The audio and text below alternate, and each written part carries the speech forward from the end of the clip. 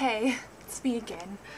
I don't know what I really said in the last video, but as you guys know, I've really been struggling with faith, and like my prayer has been for a while, just God, grow my faith. It's so small, like I doubt so much, and I know I shouldn't because you've done amazing things in my life, and like, hello, look outside, you know, like there's so much proof for our faith or whatever, and I don't know, for some reason I've just been really struggling with this. But I know he lets us struggle for reasons, like it's really good. And so I just had an awesome time with God outside. It was raining, and I'm having an awesome time with him now too because he's everywhere, but it was cool. And sorry, my phone is being recorded. But anyway, I just wanted to read this verse that I actually read the other day.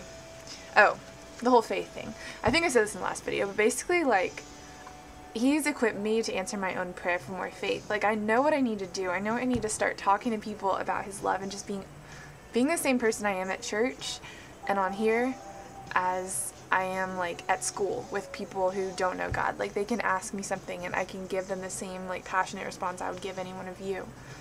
Like, it's stupid if we don't do that. Like, come on now. And that's what'll make them want it, like seeing us as we really are or whatever. And yeah, so the whole faith thing is basically just going to require me walking it out. Like, if I take a tiny little baby step of faith, that will let me take a tiny, or a little bit bigger tiny step, and so on and so forth, until like they're huge leaps of faith. Like, I don't know. So and Satan will come against you.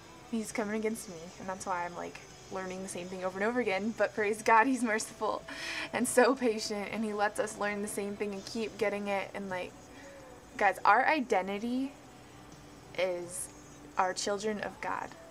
Like, oh my gosh, I have a lot of things I could talk about. Anyway, I'm gonna read this verse that was just really convicting and really good. Actually, I kind of want to read all of this. Okay, the Lord will judge His people. It is a fearful thing to fall into the hands of the living God. But recall the former days when you, after you were enlightened, you endured a hard struggle with sufferings, sometimes being publicly exposed to reproach and affliction, and sometimes being partners with those so treated.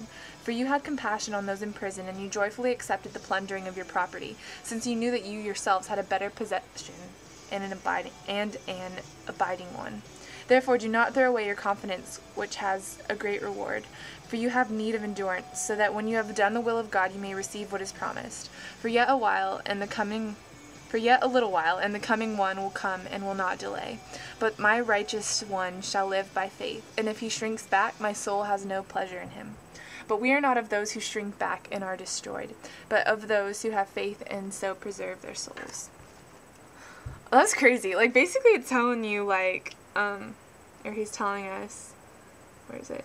Like, these people, they joyfully accepted people, like, taking over their property, the plundering, like, people stealing their stuff, because they know that they have awesome stuff in heaven. Like, that's, right there is, like, the identity thing. Like, nothing in the world, no one in the world can take away what really matters. Like, our possession is in heaven. Like, that's why we need to not be caught up in possessions and money and fame and whatever, because we have got acceptance from God, who deserves all the fame. He loves us. Like, and so like I'm realizing, like, I'm gonna probably go into this more later, but like, who cares what people say about me? I don't deserve praise. I don't. Like, God deserves it, and I'm just praying that that's my desire more than anything else, more than my desire for my own praise or fame or whatever. Like, not that I even think that, oh, I want to be famous, but I want people to accept me, and I'm scared of them not. But that's stupid, because the one who deserves all the acceptance, He accepts me. The one who's worthy accepts me, who is so unworthy. I'm unworthy, so who cares what they say about me? It's probably true, but that's not who I am anymore. Like, oh my gosh, it's good. And yeah, and basically he was saying, like, my righteous one shall live by faith. Like, His children will live by faith, and if we don't, if we shrink back, His soul will have no pleasure in us. A little convicting, but good to live. And I'm gonna start living this out. I'm not gonna shrink back. Don't shrink back. Live by faith. Okay? We're gonna help each other. And then that's the other thing. I was writing in my journal. I actually finished my journal today, which I'm gonna have a lot of them by the end of, I don't know. Anyway, I was just writing, like, how, like, God is the only one I need. He accepts me, he supports me, he loves me.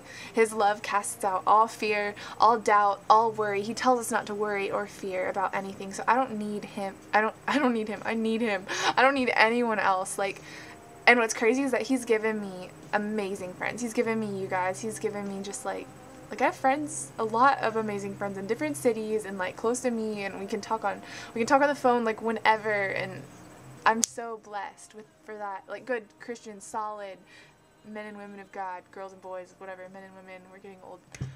But oh my gosh. And like, but even if I didn't have them, I would have enough. I don't need them. But I'm so blessed to have them. So like, let's have intentional conversations all the time. Let's not talk about stupid whatever. Let's help each other live by faith and not shrink back. Because we are not of those who shrink back and are destroyed, but we are those who have faith and so preserve our souls. Faith is how we overcome. And it sounds like a crazy, scary thing sometimes, having faith. Like Abraham offered up his Isaac or whatever. But like, it started with little things. And once we realize how faithful he is in the little things, we won't care about the big things. We'll be like, life, death, whatever, like, it's all up to you, God, and nothing is gonna come against me. Nothing can get in the way of you, and therefore I will not be destroyed. I will not be shaken. I will not be moved, because my refuge is God. My stronghold is him. Like, I can't even come against that. And guys, just stay in the Word and keep seeking him. We're like done with this semester. How weird is that? But in these last couple days of school, just like, don't let that be an excuse. Like, I know that is for me. I'm like, well, just because it's the last couple days of school, I don't want to just freak everyone out by randomly being okay with being in their face and just like telling them about God or whatever, because they know that I'm just doing it because I won't see them again or whatever. And even that's a stupid excuse. Like, yeah, I feel like that's somewhat of the reason why, like, it's easier right now for me to say that, just because whatever, even though that part is stupid, that shouldn't stop me either. Like, I'm starting now, I'm starting today, I'm starting this second, because we don't know how much longer we have, we don't know how much longer they have. Oh my gosh, he's so good. Oh my gosh, yeah. We are sure of what we do not see. There's no, like, nothing can come against that. His truth, he is truth, and we are following him. We are not following some religion created by man. We are following the living God. And he loves us, and we are his. Press on. Make some videos of your life.